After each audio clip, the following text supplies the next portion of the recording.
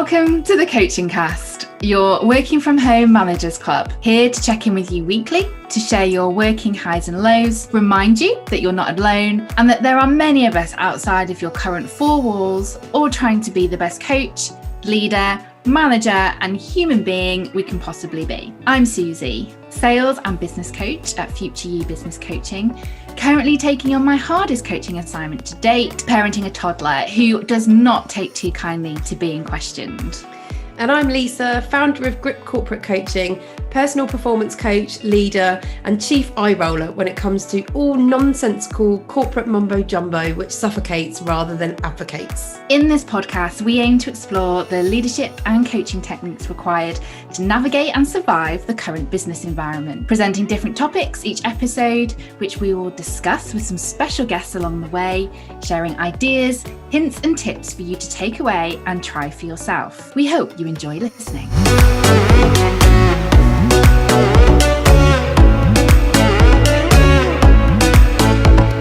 In today's episode, we are talking about mindsets, specifically having a fixed or growth mindset, a concept developed by Dr Carol Dweck based on the notion of not yet, the belief that you can always improve, achieve and move forward through the mindset that you choose. So stay with us and enjoy.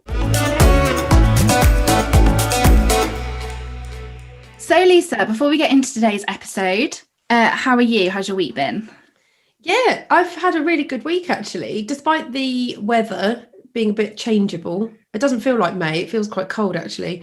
But no, it's been really good. So I tried something new on Friday. Oh, tell me more. Friday morning. So I did a yoga class for the first time in about, I don't know, quite a few years actually. I really like yoga. I like the idea of yoga. Yeah. I'm not very good at yoga. And I've never really been able to find a class that suits me because yoga seems to take place at like 10 o'clock in the morning. And, you know, considering I've always worked, that doesn't really fit into my schedule. But anyway, I did a yoga class outside on a beach. Flipping hell. I know. It was very, I don't know. It was very Lululemon. You know, I felt very much like, you know, this was the epitome of what yoga is like. You know, you go on a beach, zen outside. Obviously, It had to be outside because of the still sort of the restrictions and things. And it was a private one with two of my best friends who I haven't seen in like 6+ months. So it was wonderful anyway to see them. And yeah, it was fantastic. But it was quite funny because, so there we are. We're doing the opening meditation part, which I'm always pretty rubbish at because I can't take it very seriously. So I'm doing my best to get into the zone.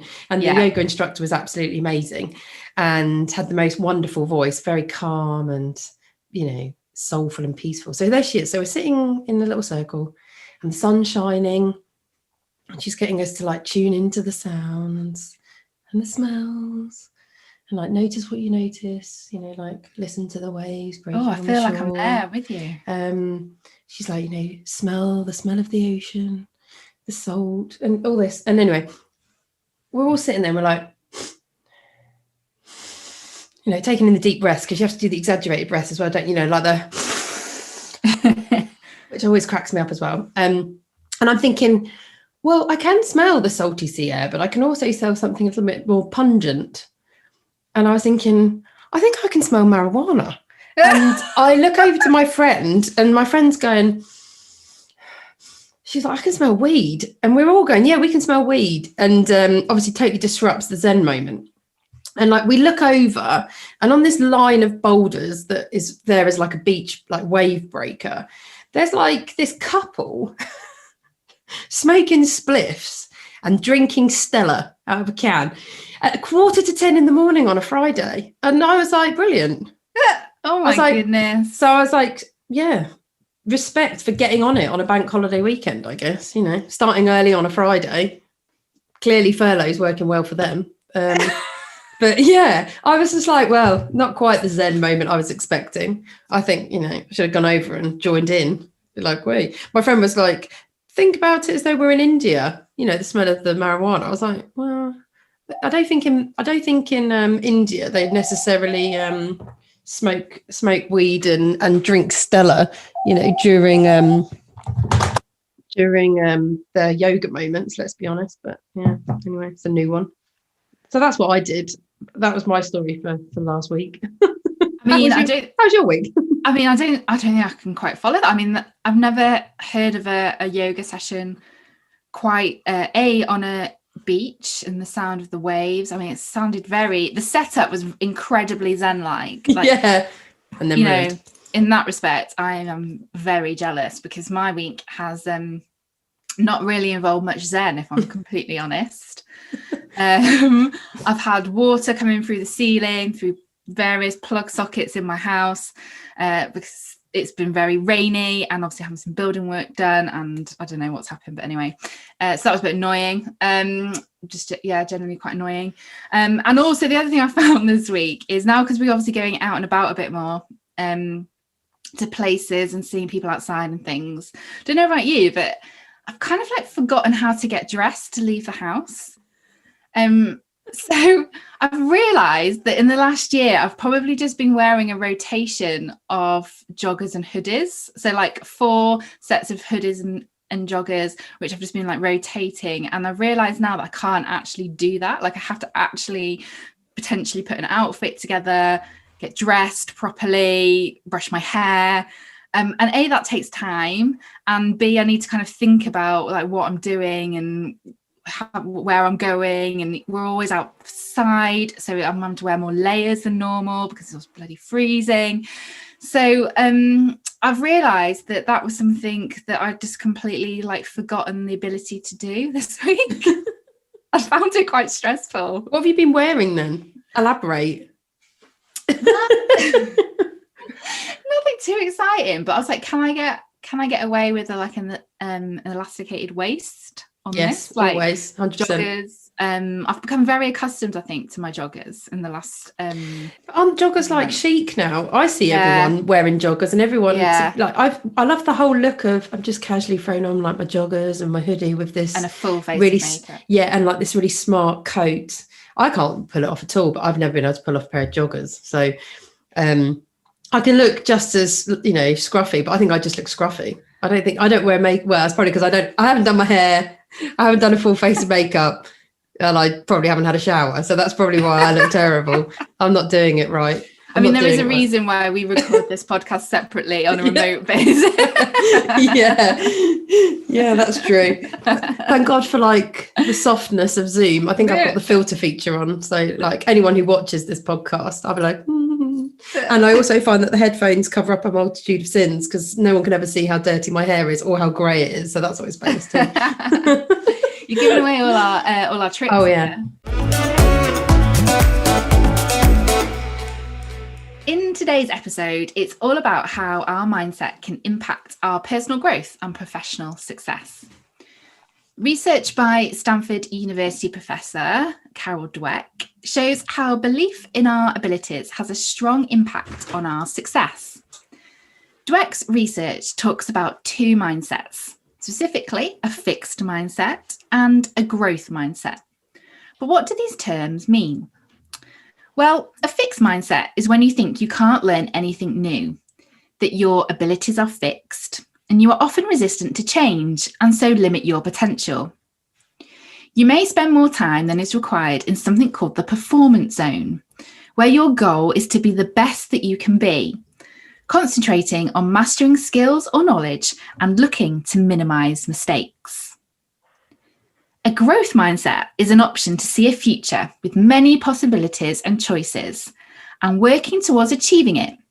It's not a no, but it is a not yet or a what if.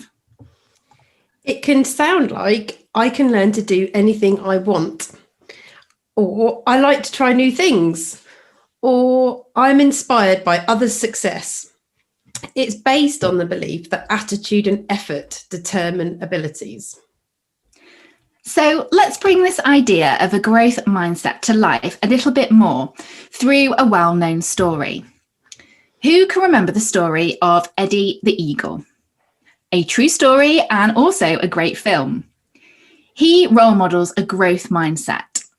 Michael Eddie Edwards was an unlikely but courageous British ski jumper who never stopped believing in himself, even as an entire nation was counting him out. Eddie pursues his ski jumping dream despite many challenges and wins the hearts of fans around the world by making an improbable and historic display at the 1988 Calgary Winter Olympics, when the odds stacked against him and he takes on his first ever 90-metre jump. A growth mindset led him to truly inspiring achievements. So, Lisa, let's explore growth mindset in a little bit more detail. Why do you think having a growth mindset often is seen as a key contributor to either business or personal growth? So I think with this mindset, with a growth mindset, I think, as you've demonstrated with that story, specifically about Eddie the Eagle, it really does tend to push us a lot more and push us into the space where we want to learn and improve as a result. And we therefore concentrate on becoming a master and an expert of something, very much with the starting point of recognizing that perhaps we're not at the very beginning of that journey, and that actually that's totally okay. So I think when you acknowledge that you're new and you're comfortable with that and you're in that space for learning, you're a lot more flexible and you're more comfortable in respect of not knowing, wanting to seek and understand, therefore you're learning and being accepting of making mistakes along the way. Because ultimately, when you don't know something and you're not a master of it yet, you're not the expert, mistakes are sort of inevitable, and it's being comfortable with that. Yeah. And I think in a work context for businesses, that is such a valuable space to have your people operating in that they are more likely to put forward ideas, be creative, because they're giving themselves the space and they're relaxing their mindset to be able to do that. Because like we all know, when you put yourself under pressure, you close your brain down, you restrict it, you become a lot more rigid. And if you allow yourself to become stressed, that rigidity restricts taking risks and thinking broader and wider and bigger. So from a business perspective, actually you want people to be in that creative mind space, to come up with new ideas, to try new things, because actually the more things you try, actually the greater probability you are to have success, because you're putting more things out there, aren't you? You're creating more of those options. So I think it has so much benefit for a business, but the business itself has to be comfortable in itself with that notion that people will fail at times and that's okay. And I think some businesses do struggle with that because, a failure, a mistake, it could waste time, it could hold things back, it could become costly. So it definitely needs a business to be brave and bold in itself and to, I suppose in many ways, expect that is likely to be what will happen and to become comfortable with it, or to build contingency, like whether it's time or money into that. But that also takes building that space of trust, which we've talked about obviously before. But I do think the businesses that are in that, if are set up in that way, are those that move forwards, that progress, that actually get, become more successful overall, really. Yeah. Okay. So I think the piece around becoming comfortable with making mistakes and learning from them, I want to come back to in a second. Okay. But I think you raise a really important point, which I'd like to explore in a bit more detail, which is around that kind of mastery. So becoming the master of your mindset. And that's really, really important, because you fundamentally are the gatekeeper of your thoughts and of your mind. And that is both in a work context and in a personal context as well. And actually, if you feed your mind positivity, inspiration, reflection, rather than, that criticism, that doubt, which can often be linked to that more fixed mindset piece. Your mindset impacts a lot of your own personal outputs. So the way that you achieve, your levels of self-esteem, your levels of drive, your levels of perspective, how optimistic you are. So actually, if you feed your mindset like all these really great, lovely, positive things, the way you'll go about tackling and learning from things, dealing with mistakes, will become different because of the way you're going into it, if that makes sense. And I think that's a really crucial point to not necessarily forget when we're talking about this concept, because I know when I first came across growth mindset and fixed mindset in a business context, it can sound quite abstract, can't it? You're a bit like, how does this relate to me as an individual? And how do I link this to how I lead others? And how do I cultivate this for other people and for them to see the benefits of it? But I think stripping it back and just thinking about that fact that you are a master of your own mindset and how you do that and cultivate that is literally like a first step in showing and demonstrating a growth mindset in some instances. Yeah, I think you have to be aware of how you're already thinking and your potentially like natural stance. So how do you approach new challenges? Do you approach them with that mindset, which we would classify as a growth mindset of anything, of like, just go for it, like give it a go, what's the worst that could happen? Or are you less likely to go after the challenge if you believe that you don't already have the skills to do it, or you haven't had experience of it before, or even if admittedly you are frightened you'll fail? Because a fixed mindset will look at a new challenge, potentially if they haven't done it before, and go, well, I'm not going to give that a go because I don't want to get it wrong. Because the fear of getting it wrong is too strong, and that's what they see, rather than thinking about it in terms of, well, what would the opportunity be, or even what would it look like if I was successful though? It's that kind of, they're the kind of opposites. And it is tough, because I think we all can go into the fixed mindset space. If I'm being perfectly honest, I woke up in a fixed mindset this morning. It was just one of those mornings where I woke up and I was thinking, I can't do that. And then, unfortunately, like I generally think mindsets tend to do, is that it snowballs and it suddenly becomes about everything. I can't do anything. It's no longer about, the one specific subject I was thinking of, which actually, to be quite honest, I've shaken off that mindset now and I can't even remember what that was. So this isn't the best example I've ever had. But my point being is that, I woke up with this view of, I can't do that. Yeah. And then all of a sudden it was, actually, I can't do anything. I'm rubbish at everything. I'm a disaster. Yeah. I'm going nowhere. My life is on hold. I literally went down that rabbit hole this morning. I've managed to pull myself out of it now. And I'm sat here recording this podcast. So it's I've managed to turn it around. But that is the danger, I think, generally of the fixed mindset, is once you're in it, ensuring you don't get lost in it. Because we can be so self-destructive when we want to be. And I think it's that fear that holds us back so often, the fear of either the unknown or the fear of failure. And actually it's trying to flip yourself into the space of, but what if it was successful? What if I just, if I just did it? But it's challenging, but can be so incredibly rewarding if you're operating in that space. It's interesting what you said about, in the work context, like it can be abstract. So what can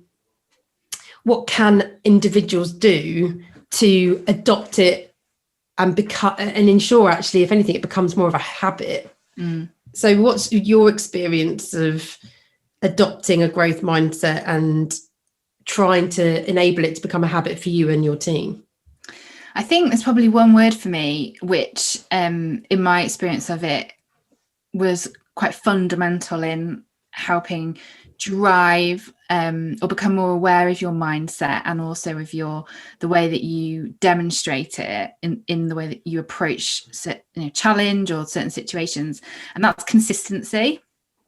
And what I mean by that is thinking about how you consistently keep the idea of a growth mindset alive. So I know when I was leading a team, we did a lot of work up front when we wanted to start this journey. That's previous bullshit bingo word. I know, I've already used it as well. I told you I use it, journey. We both do. I know, it's totally fine. But yeah, I think when we started that journey around creating a culture where we wanted to be more accepting of learning and of making mistakes, which is fundamentally, the traits of a growth mindset, we had to do some education up front around what is the difference between a growth mindset and a fixed mindset. How do they come about? What triggers those for each of us, and for us as a team or as a department or as a business? So we had to do kind of an element of exploring, which I think you talked a little bit about before. And then that probably took a good kind of couple of months where we became really comfortable with what it actually was and what it could mean. Because I think it's certainly in my experience been a concept which at times I've kind of wrangled with in terms of like fully understanding, because I think when you're trying to explain it, it can be a little bit like, what you on about? So we spent a lot of focus on really kind of pulling it apart and thinking about what it is. And then we built some interventions into how we then keep it alive. So I'm going to steal this with great pride. But one of the things that one of my colleagues came up with was an award, and it was called the Yeti, and this will probably make a little bit more sense in a minute when we come on to talk about making it was called the Yeti Award, and the premise of the Yeti Award was people who demonstrated a growth mindset. So they were recognized, they were celebrated, they were rewarded on a continual basis. So it was like an award that we did every month in order to celebrate that that was being demonstrated. So having a growth mindset was being demonstrated.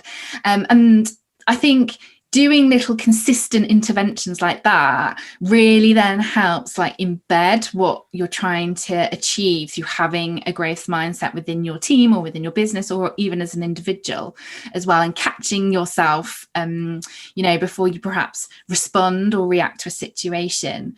So to build on that, what is a great kind of thing that's linked to a growth mindset is the concept of the word yet.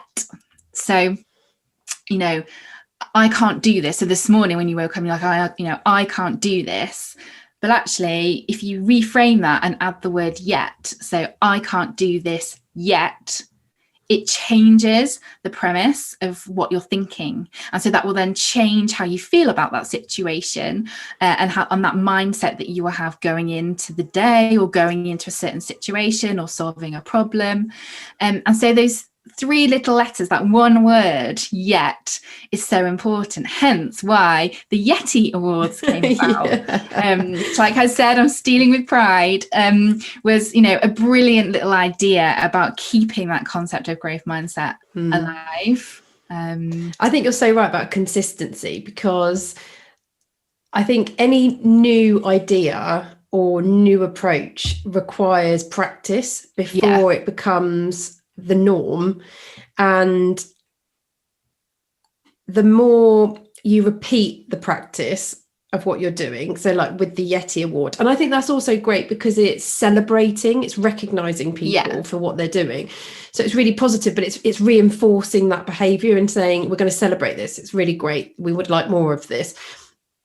It becomes a habit, and so everyone's doing it, because that little word of yet, I find so helpful. It really helps me in my mindset, and it gives me just a break. It's like it gives you space and it alleviates the pressure, because I think I've said it before, and I think many of us are, we are our own worst critics. Yeah. And the things we say to ourselves they're worse than what anyone probably has ever said to us in general. And we can be so mean to ourselves. And actually just saying it's just a not yet. I'm just not good at this just yet, or I can't do this just yet. It just gives you space to therefore try things out and to learn and to be a bit more comfortable with that. So you're totally right how powerful that word can be. And actually just by simply adding it to the language and the way you're talking to yourself, and actually the way you talk to other people, because obviously you can support others with this, it completely changes the tone and the meaning of what's being said. It's so helpful.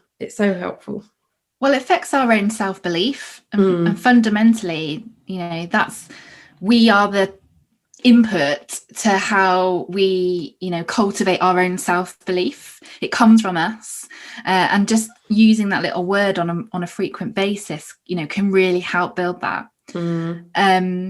But I want to go back to something I kind of parked earlier on in our chat there, which was around mistakes and becoming comfortable from making mistakes, but also learning from them. And one of the key themes, in having a growth mindset is just that. So becoming comfortable with making mistakes and learning from when those happen. So why do you think we're so scared about making mistakes? Like, I think reflecting on your own kind of personal examples, for me, it definitely feels like something that we all suffer from day to day, and also in organizations as well. Why do you think it is? We're so scared of doing that. I actually think this links quite nicely to what we spoke about in episode 1 of this second season about being comfortable with vulnerability and not knowing, because I think the fear of making a mistake is a fear about showing people our imperfections and our flaws, and potentially showing a side to people that is different potentially from the construct that we've created around us. Yeah. So I think, when I think about it in a work context, you secure a job based on your skills, your experience, your knowledge, your capabilities. That's your CV is your piece of paper that details that. Your interview is your performance to get through the door. And when you're there, for many of us, it's about proving that what they saw is what you are. Do you know what I mean? That you live up to the expectation you've given to people. And I think beyond that early period of being new, when I personally think you have permission to get things wrong, I think it then becomes, how do you ensure that you continue to live up to that expectation that you've set? And it's an expectation that we set for ourselves as well, because we create a construct that we like and that we want to be, and that we want others to see that we are, and that's what we hold together. And when you get things wrong, you show that you're not perfect and that you can be flawed, and not all of us are comfortable with that. So I think it does come into that vulnerability. I mean, don't get me wrong, there's also an element here of it can also totally be about the culture of business you work in, because some cultures are very, very fixed mindset cultures where if you get it wrong, you are written off. They are as harsh as that. And where there isn't that space for growth and learning, it's just about getting it right and winning. It's really competitive. You see that in quite traditional corporate environments, especially financial, like banking, and you've always got the famous example of a fixed mindset organization, which is Enron, the famous very flawed, disastrous American giant of a company that was notorious for its fixed mindset leadership, which was all based on, you are born with your innate capabilities. It's all about your IQ. You come in here, you win at all costs. You can't fail. Failure is not acceptable. A lot of psychological bullying. it's not, and if you weren't able to deliver on the day, you were kind of out there, and look how catastrophically they fell. So that tells you all you need to know really, because it was so rigid, and it was totally led by people who believed they were right at all costs, and they wouldn't hear any different. And obviously, I think most of them are in prison now, actually. So need I say more? I do think there's something as well about how we're conditioned to view making mistakes. So I can't talk about education and being in school now. So for any teachers or people who work in education out there, this might now be different. But certainly when I was at school a very long time ago, I think we were conditioned a little bit about how making mistakes was a bad thing. We weren't necessarily then focused on what did we then learn from that situation? And so I certainly know that I've probably grown up then with that view, because like you said previously, it wasn't recognised or then celebrated, that action of learning from it. And so I think you hold that and you take that with you then into work, because you've kind of learned that and been conditioned from that from a fairly young age. And like I said, that might be different now in terms of what they focus in on in that kind of educational setting. But yeah, I definitely think there's something about that in terms of making mistakes. I think that's really fair, actually. I also think it's really fair in terms of being told what you're good at and what you're not. Yeah. So I think my strongest example of my fixed mindset is around my mathematical capability. So I didn't enjoy maths at primary school. I really struggled to understand it as well. I was very much passionate about English, art, drama, science even, actually, I really loved. But maths, I really struggled with. And the longer that went on, the more I just avoided it and hated it because I wasn't very good at it. And I drilled into my mindset that I wasn't good at it and that I just wasn't born with a mathematical mindset. Therefore, I was never going to be good at it. And it was interesting because this was a number of years ago now, but I worked in a particular corporate organisation who, for a period of time, held a lot of worth in both psychometric and mathematical testing to inform promotions. And I was wanting to take a step into the next management level and had to take these tests to, well, I suppose essentially go on to the next stage. And I remember my line manager at the time directly saying to me that it didn't matter how much I practiced the maths test, I would never pass it because I wasn't good at maths. And that for me was so destroying at the time, because actually I had worked really hard to improve my capability with these tests. I actually ignored them and spent 6 months regularly practicing, because you could get practice tests of these kind of maths tests. I practiced them for 6 months, desperately trying to improve my skills around them, and actually to prove that they were wrong. I was so desperate to prove that they were wrong, and actually to prove everything that I'd ever known about my maths capabilities wrong, because I was like, I wanted to be promoted because I knew I could do it. And I was infuriated that actually what was holding me back was just this one 16-minute test. That's all it was. It was a really short test that also put, that was also part of the problem, because it was the time limit that I really struggled with. But I was thinking, do you know what? I've got all this experience, years of experience. I've got years of high performance. I'm actually really capable of passing the psychometric testing really high. And I know I could do the job that's being promoted. I know I can do that. I can do it. And actually everyone else knew I could do it. But this one stupid 16-minute maths test was holding me back. So I practiced it for 6 months and I took it. And yes, fine. I think I improved incrementally by about 2%. But I took that win. I took that bloody win. And actually, thankfully, because my other test was so high, it kind of helped me out. But I never will ever forget the attitude of that line manager, who just was of the view of, you're not born with this skill set, so you won't be able to do it. And I was so infuriated by that. But that is that is the fixed mindset. That is a fixed mindset. That's the fixed mindset right there. And it's so debilitating because, you know, I still tell myself you're no good at that. And it's a self-fulfilling prophecy. There is that famous quote, whether you tell yourself you can or you can't, you're probably right. Because you are. If you tell yourself you're no good at it, you won't be. Yeah. Well, it's going back to before, like we've talked about, you know, you affect your own self-belief. So what you feed your mind will be what you think and what you feel. So this is where, you know, choosing proactively the way you approach something or your mindset towards a particular situation is just so advantageous.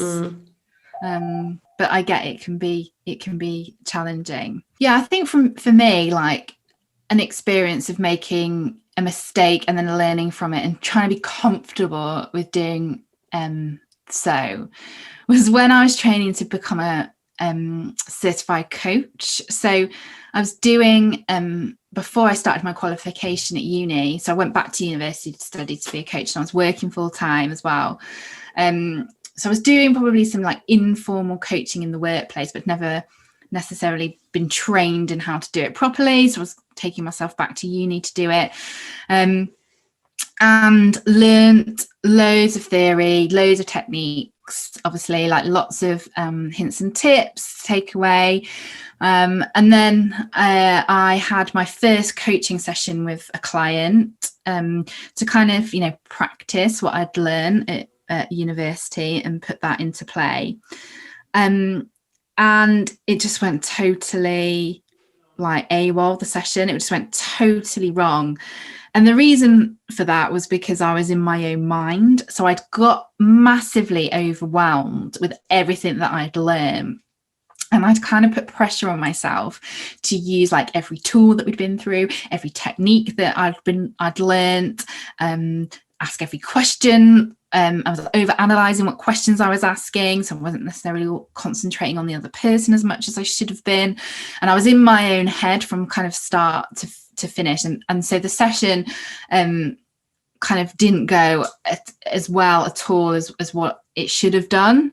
And I think I ended up kind of calling it with the coachee to say, look, I know that wasn't great, and the reason for that was X. You know, I was just in my own mind, got a little bit overwhelmed, and I think I just put so much pressure on myself to run the most perfect session that I possibly could, having learned all this great stuff at uni, that it just totally flummoxed me, and I had to really. Coming away from that session, I had to really look at myself and think, okay, why did that happen? Why did you feel so pressured to impress and bring everything you've ever learned about coaching into that particular session? Why did you think it was about you? Because it should have been about the other person.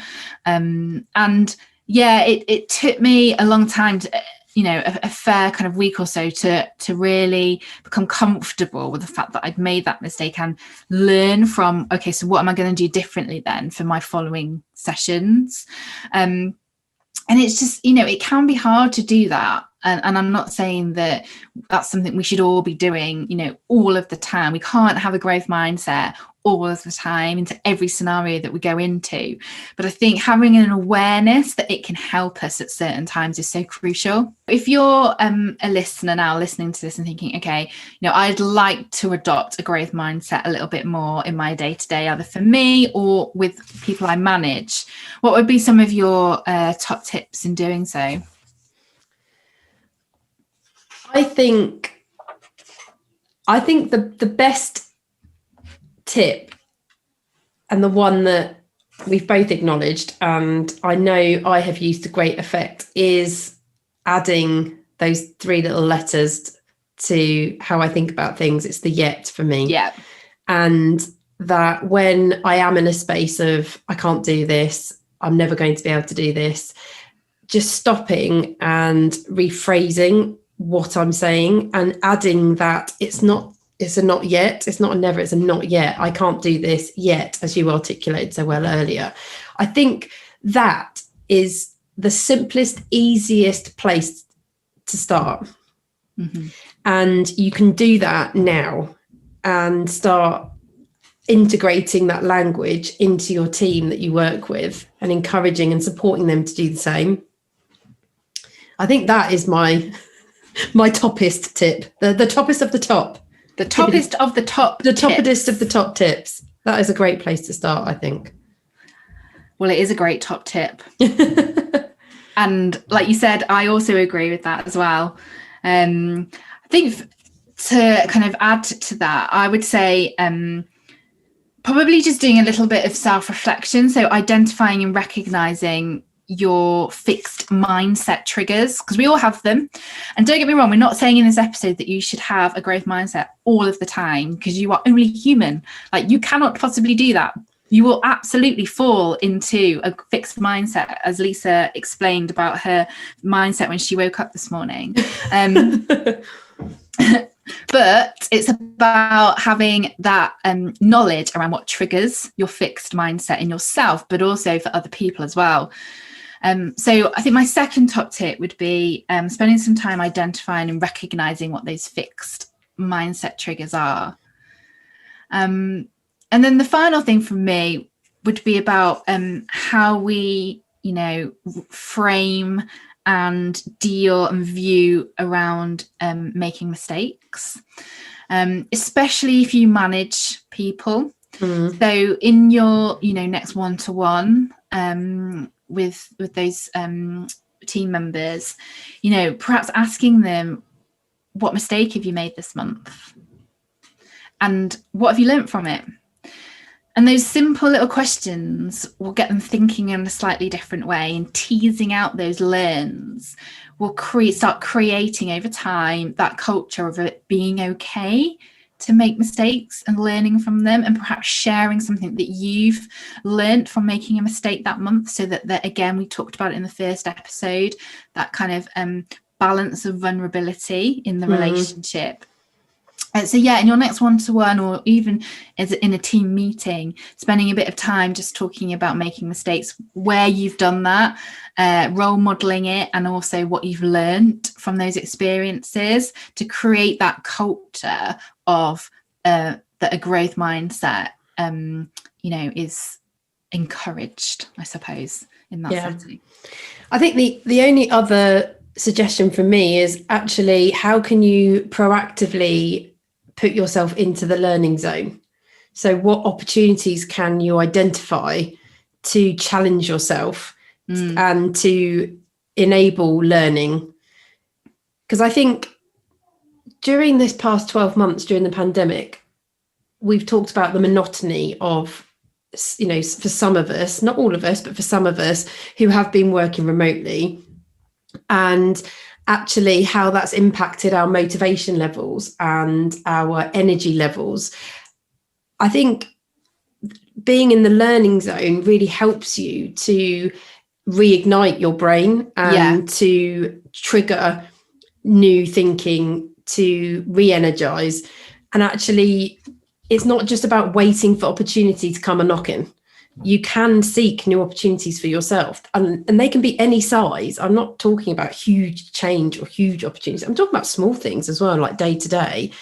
So I think it's being really open-minded and increasing your visibility to what opportunities there are that you can cultivate, go find, that really challenges you, maybe pushes you slightly out of your comfort zone, but gets you into the learning space where you have the ability to try new things, potentially make mistakes, and start practicing your growth mindset. It's now time for this week's listener's question. This is where you, the listener, send us your workplace dilemmas or questions, and we try and answer them and offer some suggestions. Our question this week is from Emma in Manchester. Suzy, it's Emma from Manchester. My question this week is, what would be your advice around giving constructive feedback to a new member of the team? And also, do you have any tips around handling the extra workload involved in training and giving feedback? Okay. Cool. Thanks, Emma. So, yeah, thanks, Emma. Suze, what are your thoughts on this for Emma? So the first thing I'd say, Emma, is try and just separate the two parts of the question, because there's probably two different themes within the question that you've sent in there. So we can tackle each one individually. But also I think that might help you with your clarity of thinking, your prep, your messaging, and how you approach them. So probably the first subject being around how you successfully induct a new starter. And then secondly, how you then provide feedback to a new starter as well. So there's probably two different elements of the question I would suggest. So let's take the first piece around successfully inducting a new starter and the workload associated with it.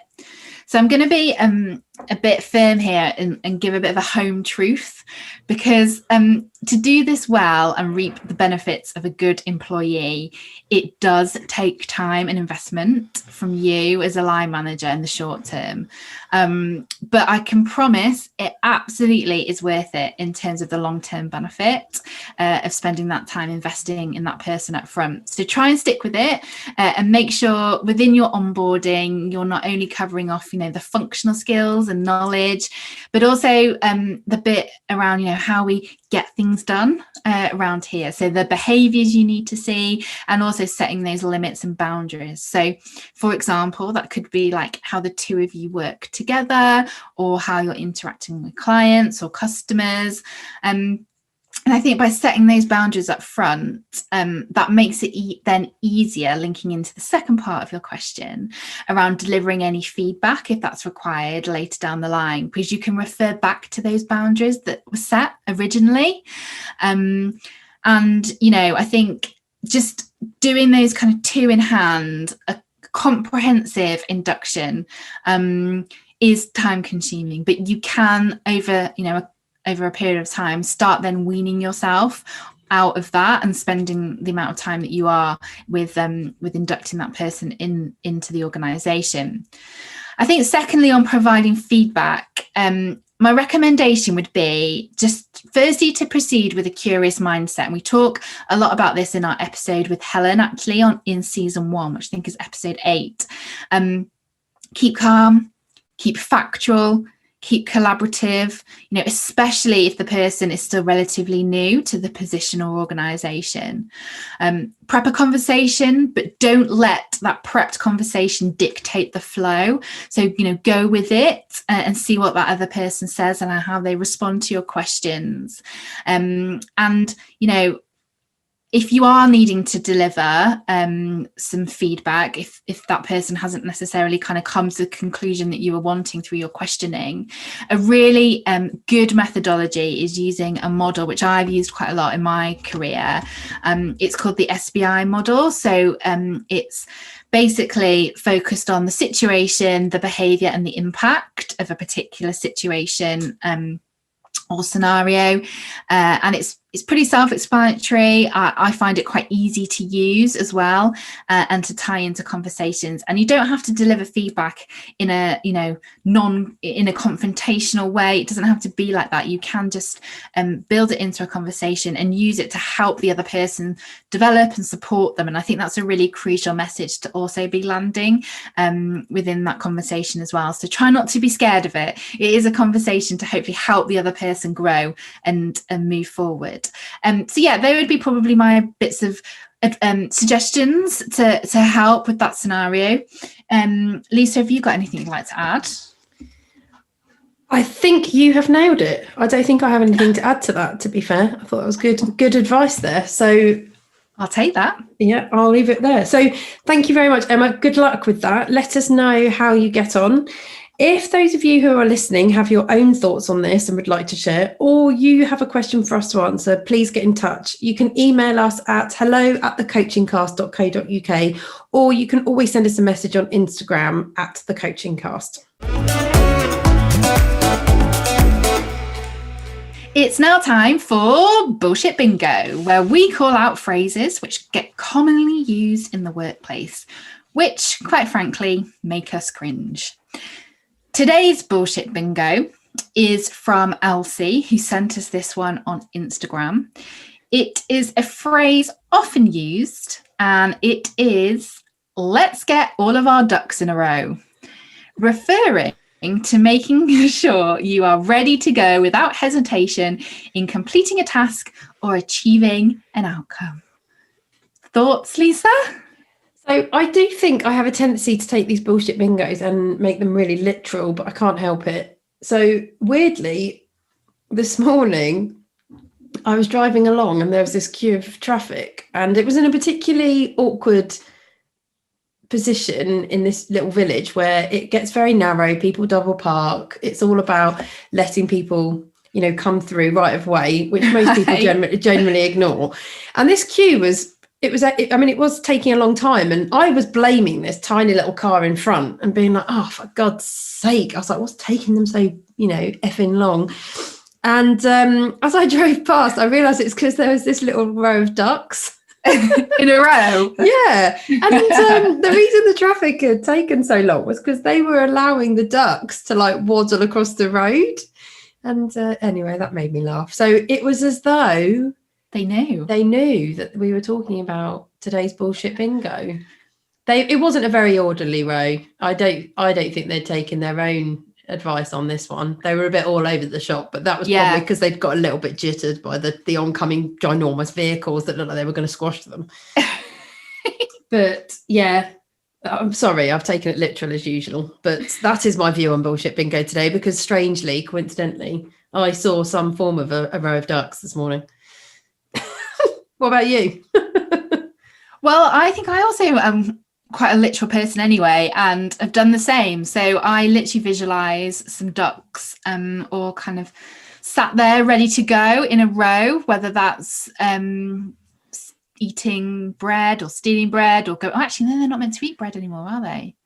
They're carb free now these days. They're carb free? Well, they've got a gluten intolerance. No, I think that you're not meant to feed them bread anymore. I think that shattered my childhood. Actual thing. Oh, right. I think they've had so much bread over the years and just they've become celiacs. Yeah. Anyway, if anyone knows that, let us know. Please let us know. But yeah, let's get all of our ducks in a row. Is today's bullshit bingo. So we are coming to the end of today's episode, where we've explored the topic of having a growth mindset, both for yourself and also helping others to be in the learning zone too. Our tips from today for you to go away and try in adopting a growth mindset are, so on the high-tech whiteboard, it's back for a second season. So number one simple word. Word yet. So for example, I can't do this. Well, I can't do this yet. So adding that one simple word. Number 2, identify and recognize fixed mindset triggers for both yourself and other people. Number 3, ask individuals what mistake they have made this month and what they have then learnt from it. This will cultivate a culture of being acceptable to make mistakes and building on a growth mindset.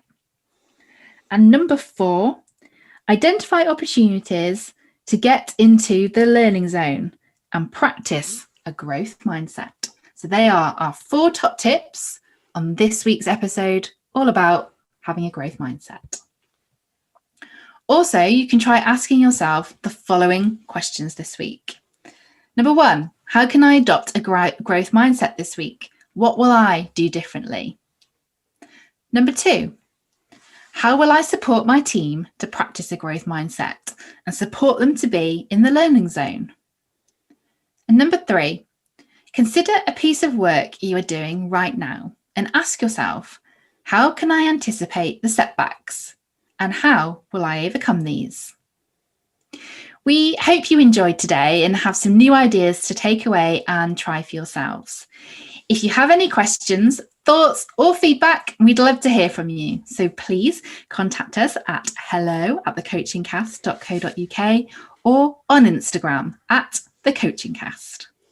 Your support means everything as always. Therefore, if you like what you've heard, then please give us a follow on Instagram at The Coaching Cast. Leave us a review on Apple Podcasts, or most importantly, subscribe to future episodes wherever you listen. Don't forget, you can also find us on YouTube by searching The Coaching Cast.